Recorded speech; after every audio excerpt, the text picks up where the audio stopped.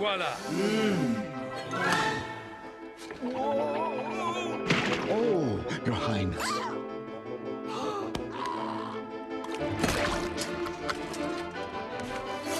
Get me that rat! What is your favorite soup? You know, I like chicken soup, Any soup that somebody makes for me. matzo ball soup, A Moroccan lentil soup. I love Heinz tomato soup. cabbage soup at the Edison Diner in New York that I like.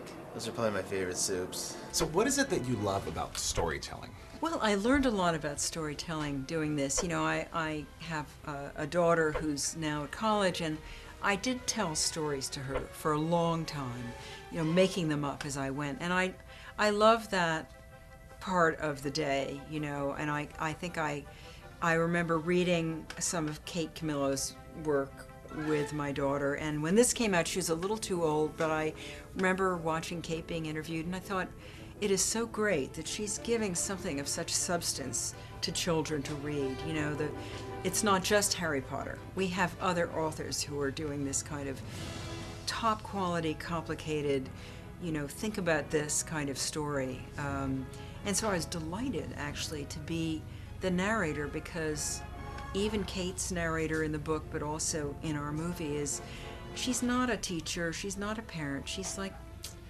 not a kid, but she's like, you know, she's kind of a co-conspirator. It's like having a mom there. Yeah. Reading you the story, which is really, really nice. Oh, good. You didn't cower. Looks like a sword. It's a carving knife. It's beautiful. One of the things I loved about the character was that he's so fearless, and that he came into this life fearless. Do you believe that we come into this world fearless? Well, we come in stupid, you know, and don't know to be afraid. Yeah, I guess we do. You know, he's in this land. He has to go to school in order to learn to cower and be frightened enough. And he fails. Yeah, I think you learn some unnecessary things to be afraid of, I suppose. When you were writing this, and you had a vision of these characters in this world, how did that translate once you saw the movie? Did they? There are literally parts of it that are exactly as I imagined it to be in my head, in my strange little head. And then there are parts of it that defy even my powers of imagination, like Rat World. That is like an astonishing kind of like, I could have never come up with that. And it's better than anything that I could have come up with. I would like to, so I feel like somebody could do like a graduate thesis just on, like, you know, Rat World. Get the princess! Someone help me! You can't do this! The rats have taken the princess! Here I come! You've become quite a veteran at translating these children's characters into the big screen. What challenges do you face when you're taking an author's vision and still being able to be true to your creative side? Well, I guess working with both Harry Potter and now The Tale of Despereaux is that they are so much loved and so popular books and characters that you feel very responsible.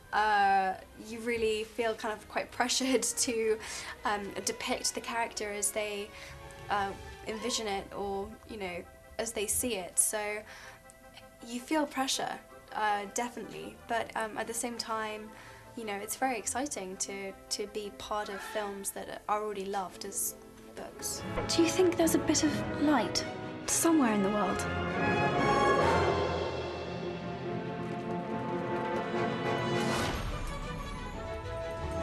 Despereaux. Mom, he's so puny! And look at those ears!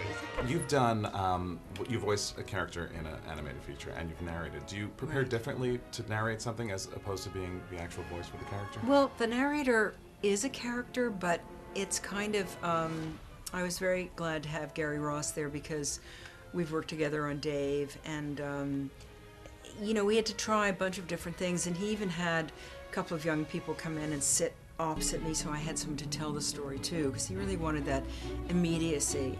So in a way it was more challenging than just playing a character. Or playing a character, I can kind of get into that kind of mischief by myself, but I really needed a director to kind of help me know the tone.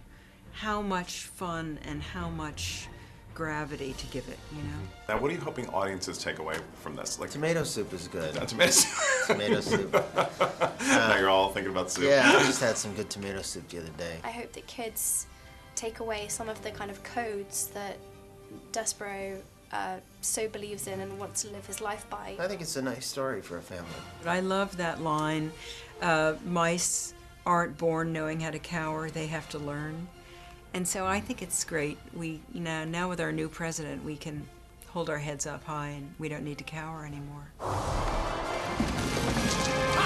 Are you a man? Or are you a mouse? I am a gentleman. Oh no. Let's go.